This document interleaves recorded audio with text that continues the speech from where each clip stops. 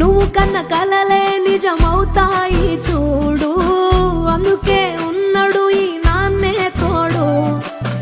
దశరథ మహారాజే నాన్నై పుట్టాడు, నువ్వు రాముడంత ఎదగ